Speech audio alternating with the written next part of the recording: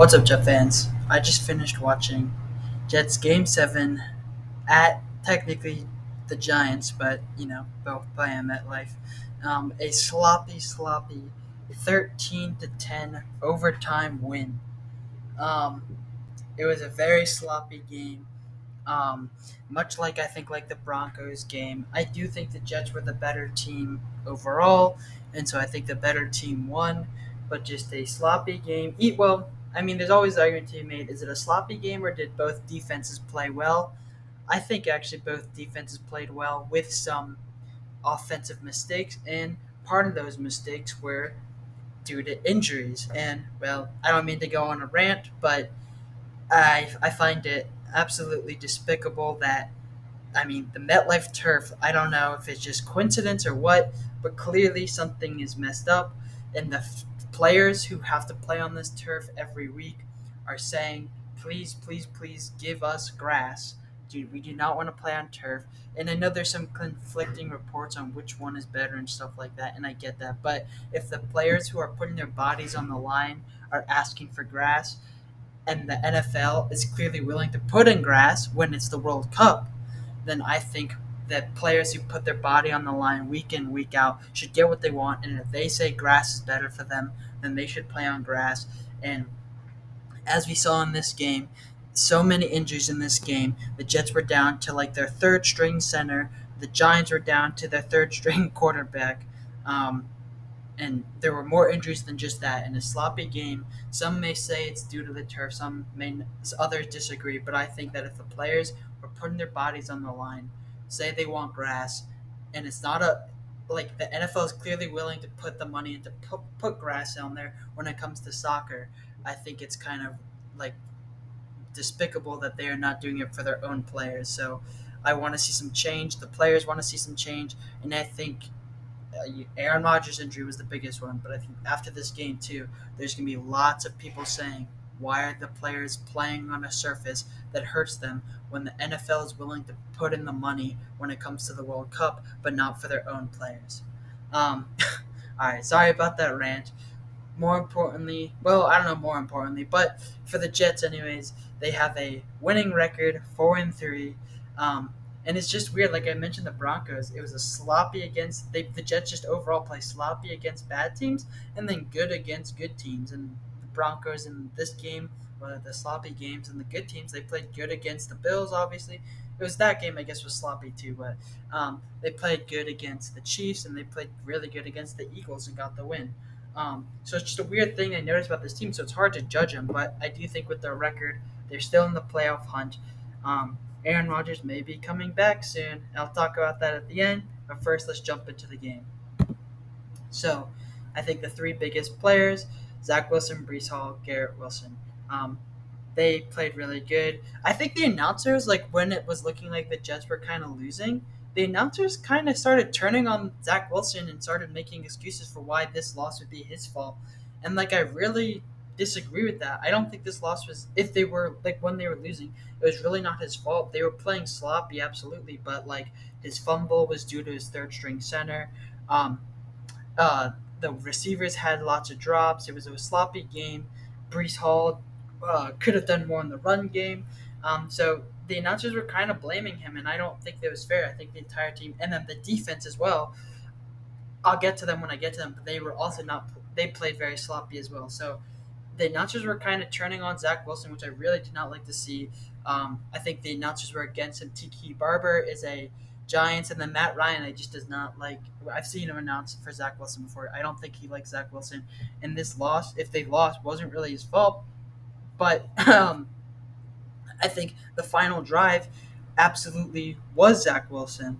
Um, he got them he got them rolling. He made some big passes. He spiked it with 1 second left, which was crazy. I was like screaming, like, "Oh gosh, they're not going to do it, and they're going to mess up like they did at halftime a few weeks ago." Um, but they got the spike. They spiked the ball and they got the field goal. And like I said, he had to deal with three centers in this game, which even Matt Ryan was saying is a lot of centers to deal with, and that's why I think early on the center was kind of messing up the snaps.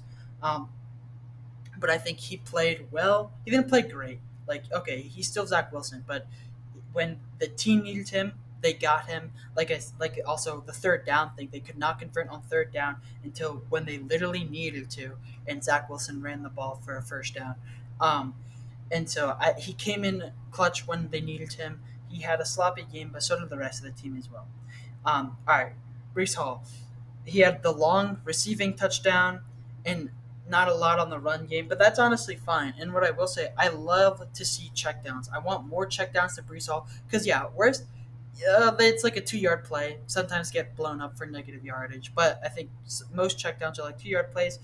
But since Brees Hall is such a great talent, he can make those 2 yard plays into a 50-yard touchdown. So I think checkdowns are safe options for Zach Wilson.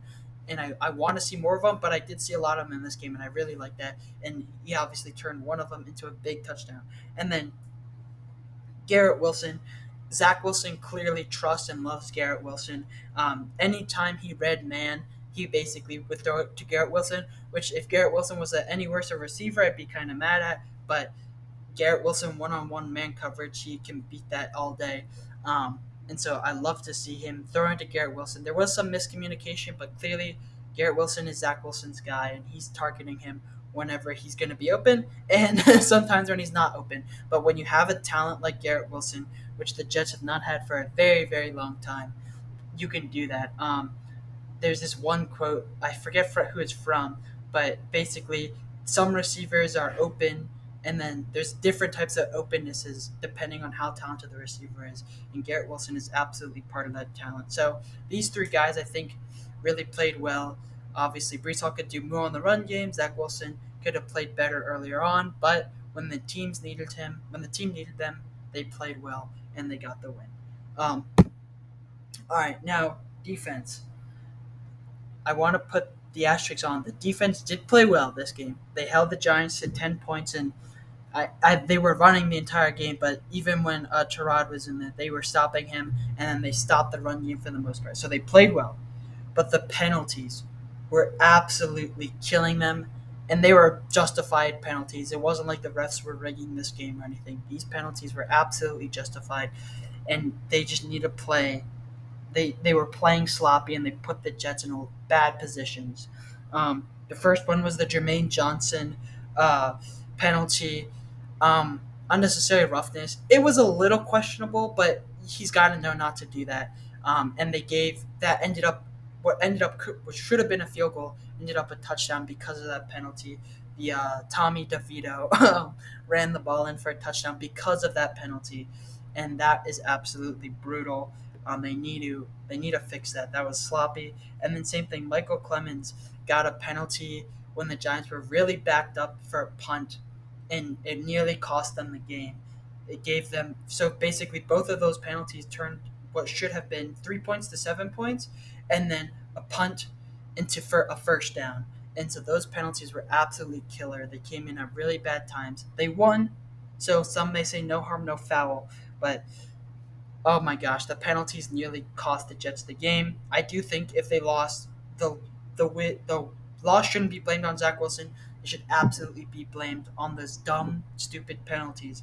But other than the penalties, the Jets defense played really well. Just to be clear, so I'm not trying to say they're bad. The Jets defense played really well. Quincy Williams was blowing people up. He got some penalties too, but he's still a hard player. The Jets defense played really well. The corners and defensive backs basically had an off day after the first quarter, but still, they played really well. And I noted that the Jets get just as much or around the same amount of pressure as the Giants get, but the Giants have to bring so much more people so that just the Jets 4 or 5 man rush gets as much pressure as a full on blitz. I've noticed at least in this game, and so you love to see it. They played really well.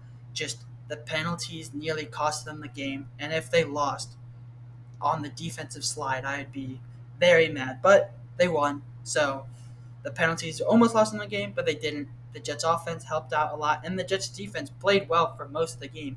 It's just those penalties were killer. And yeah. So conclusion: it was absolutely a sloppy game, but the best kind of sloppy game is a sloppy win.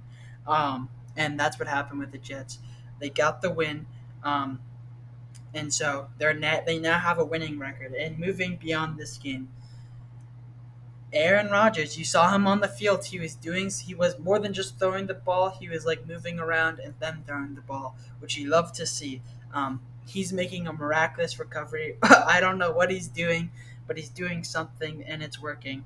And I could definitely see him coming back in the regular season. Um, just maybe make sure the O line is healthy, because their O line, even when healthy, isn't the greatest. But this injured O line is really bad.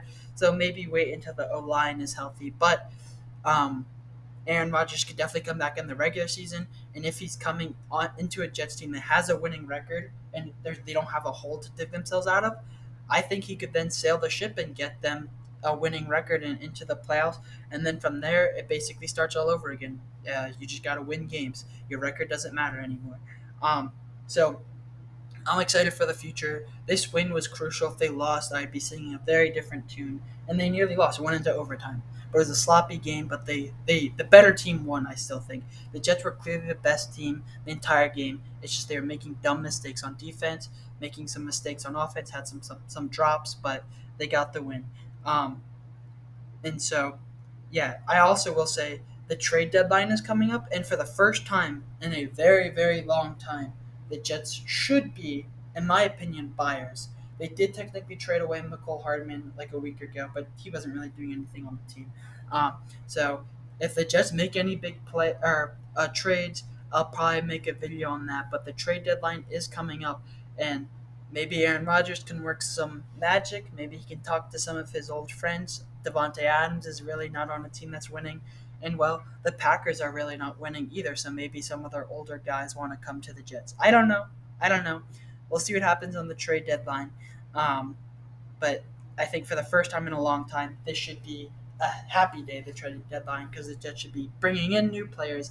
They shouldn't be getting rid of some old favorites.